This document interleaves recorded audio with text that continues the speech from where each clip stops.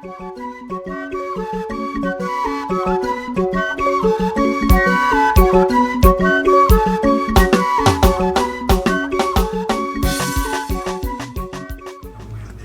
amore foi total da radio li matera da gangwe wa TV wa kawuti ne happy new year magali bariyo ki piera riu ngwen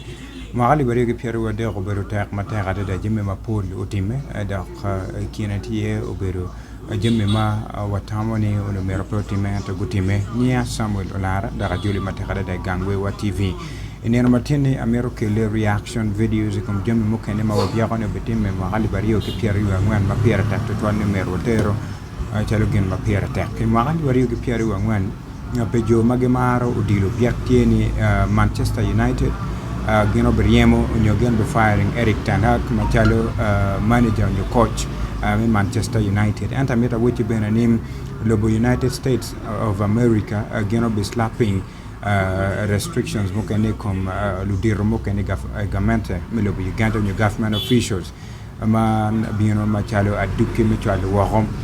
the anti-homosexuality law Cheikh Malwenyu ikom tekgun ilobo Uganda president melobo Uganda biaktieni obri suffering unyo bilako cabinets ma mege kadung word pa president general Mohoze Kainerugaba Rugaba akabiakano bomete kitimo gere county wide tours my car duju and timogi ikinjeme mo abiakano betime imagali bariyo ki piera riyo ya ngwen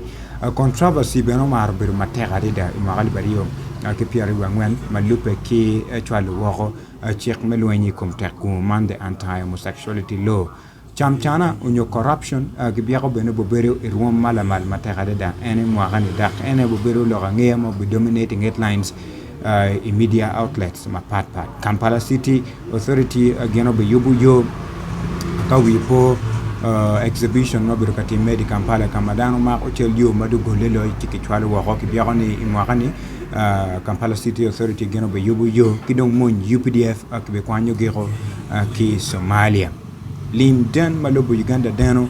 tio mete malo mata gareda ikina mene no bero ke kan yo kare magali bari yo piar yo wiya ngwen edwema pa wiya ri magali bari yo piar yo wiya dek gamenta malobo Uganda dano chanta maramo trillion bero ina bero ke kan man nyuruni muchor malobo Uganda dano muchor malobo Uganda jogo ni woki joko muchor meta der ni yape chiling maramo chiling mia chiling piara dek wiario chiara ko chulo banya malobo Uganda tie kwere don chante limden malobo Uganda denom mete malo mateka dida mana yo wego kainan ki jogo chante maramo mia chil ali piara dek wiario chiara chulo den manolobo Uganda tie kwere biak bena tie ni de mabata saga ma oberu tie ni ministers mapol geno be resigning piane implicating gen lokom corruption scandal nyo chamchana ma oberu mateka da president melobo Uganda wajo ni kaingeni tiu ke barri pakara moja mero nene no idwako barri no kidong bena chulo pi bal mano initimo ento pen Cheikh melobo Uganda nutika tiji komgi biak tie bene pen Cheikh maneno court maneno pen Cheikh melobo Uganda obingolo elements mukene matie anti-homosexuality law man Cheikh makakaro Malwenyu ikom atekgun lobo Uganda furube no sanction ma kibot lobo mogo amelo mawako total western countries geno be karo foot Cheikh mogo kom lobo Uganda man petwale wako en Cheikh enani biak mena tiene Uganda bo mete gare came yupo the East African crude oil pipeline maka enano mot environmentalist go ukertika gukwero matekare da pengo lobo Uganda agiti kamediki yupo enun man the East African crude oil pipeline ma akim ko poroching me lobo Uganda halbatan region chichero way lobo Kenya lobo Tanzania enani bana kibiaktiene ob mete chero malo mapat kemeno bene da light for democratic forces mandula dwi mago yape ki ko poroching me lobo Uganda chede kom karne tie ikunya me Democratic Republic me Congo food geno be mete ki ke tropero iko manuel lobo Uganda tutwale dano magtie iko poroching me lobo Uganda biakti in Nigeria buloy Africa Cup of Nation imwagani manje moken mo biaka magali wario ke Pierre Rio wiangwen wel jami furu be mete malo kenano jami mapod welo mete malo mateka de President Yoweri Museveni o maro kato aloga idul moñ me lobo Uganda inone diken jami mokene mo wa biya ni o maro timme imwagani bana biya tieni ministers ma gen lokom abari o maro kom gi mo kenne ke maro bolu gi furi piane lokom abari pakar moja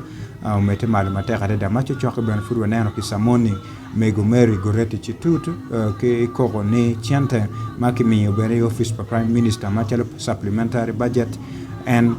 food bene bugamo la pen malupe en ke lokom chante enoni mad bung dung loyo mapira tek mom yere bet ki ngeje yen enani machalo lobo Uganda mena machalo lobo Uganda the alcohol control bill man chek mage karo malwenyo ikum mato kon chato kon kidong bene tiki kon man reaction videos me tammi get a comment section can you no obet kar me doxe chen bene yung comments ma yini be mi comme jemme ma bi xoni ni mo xali bari ki pierre wa ngwane ba akari ki ngo awang mo timme da ka bi xoni geno be timme ka wax wa ngi ma be